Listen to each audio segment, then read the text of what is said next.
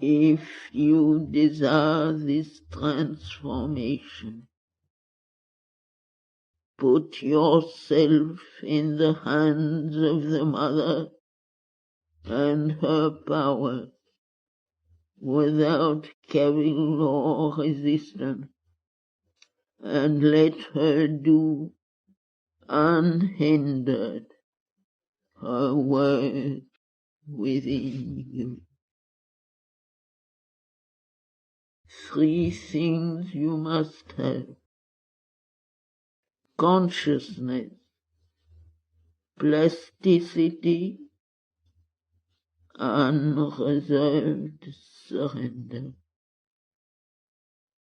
For you must be conscious in your mind and soul and heart and life, and the very cells of your body,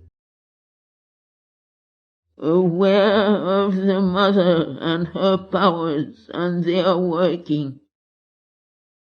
For although she can and does work in you, even in your obscurity and your unconscious parts and moments, it is not the same thing as when you are in an awakened and living communion with her. All your nature must be plastic to her touch, not questioning, as the self-sufficient, ignorant mind questions and doubts and disputes, and is the enemy of its enlightenment and change. Not insisting on its own movements, as the vital in man insists and persistently opposes its refractory desires and ill will to every divine influence, not obstructing and entrenched in incapacity, inertia, and tamas, as man's physical consciousness obstructs, and clinging to its pleasure in smallness and darkness cries out against each touch that disturbs its soulless routine, or its dull sloth, or its torpid slumber. The unreserved surrender of your inner and outer being will bring this plasticity into all the parts of your nature. Consciousness will awaken everywhere in you by constant openness to the wisdom and light, the force, the harmony and beauty, the perfection that come flowing down from above. Even the body will awake and unite at last its consciousness subliminal no longer to the supramental superconscious force. Feel all her powers permeating from above and below and around it, and thrill to supreme love and ananda.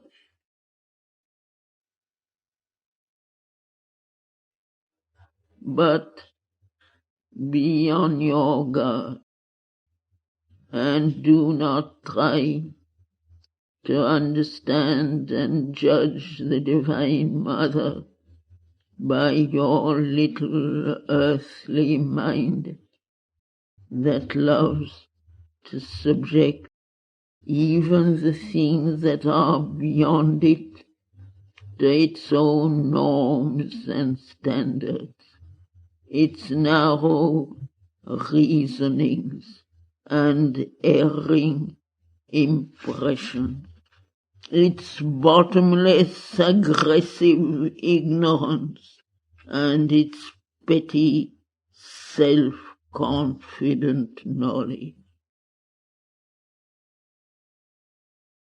The human mind shut in the prison of its half-lit obscurity cannot follow the many-sided freedom of the steps of the divine Shakti. The rapidity and complexity of her vision and action outrun its stumbling comprehension. The measures of her movement are not its measures. Bewildered by the swift alteration of her many different personalities, her making of writs and her breaking of writs, her acceleration of speed and her retardations, her varied ways of dealing with the problem of one and of another, her taking up and dropping now of this line and now of that one, and her gathering of them together. It will not recognize the way of the supreme power when it is circling and sweeping upwards through the maze of the ignorance to a supernal light. Open rather your soul to her, and be content to feel her with the psychic nature, and see her with the psychic vision that alone make a straight response to the truth. Then the mother herself will enlighten by their psychic elements your mind and heart and life and physical consciousness, and reveal to them too her way and her nature.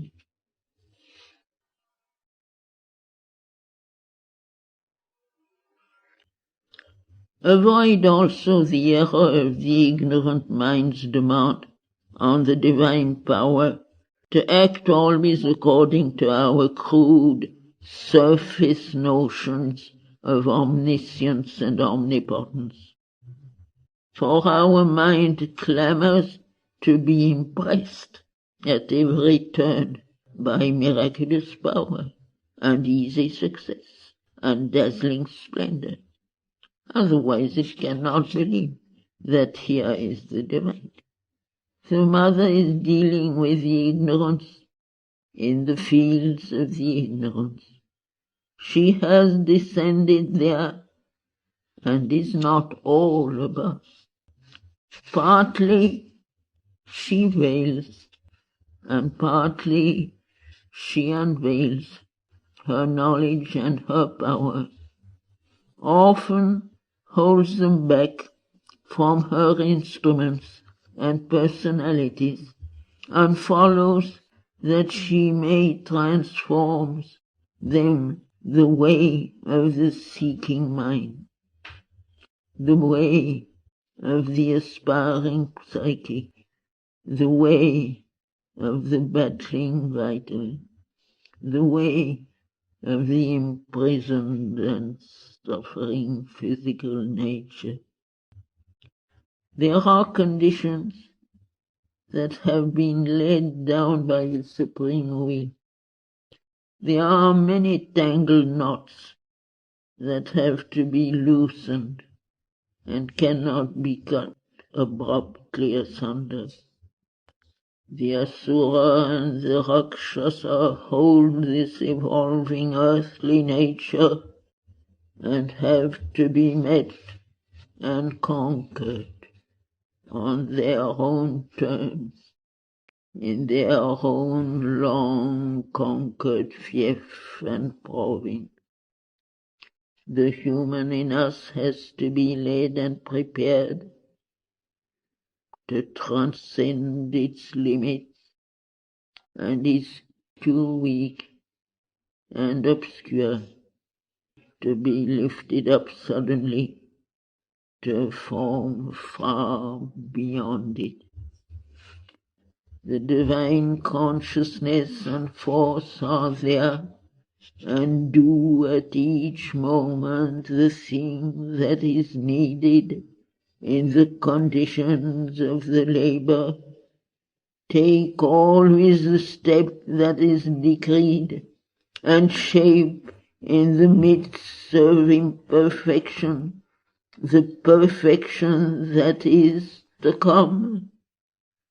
But only when the supermind has descended in you can she deal directly as the supramental Shakti with supramental nature.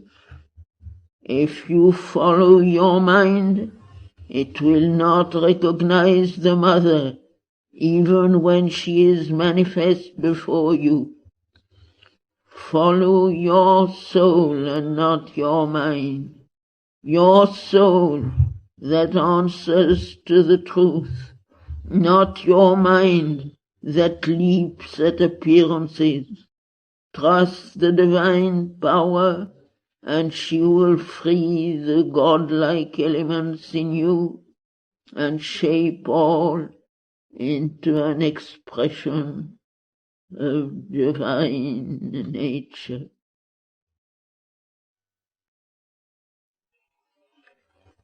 The supramental change is a thing decreed and inevitable in the evolution of the earth consciousness.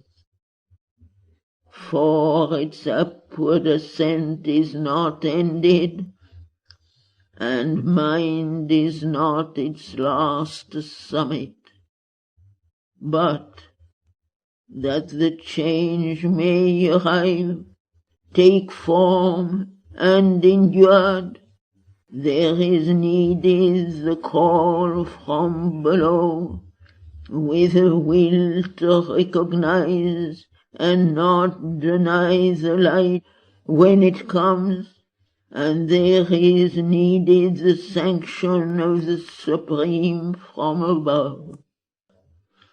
The power that mediates between the sanction and the call is the presence and power of the Divine Mother.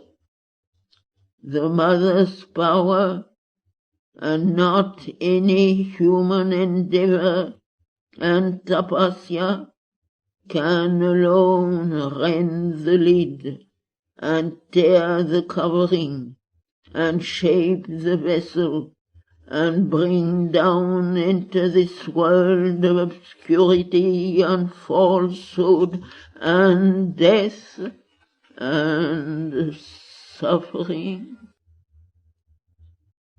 truth and light and life divine and the immortal Sananda.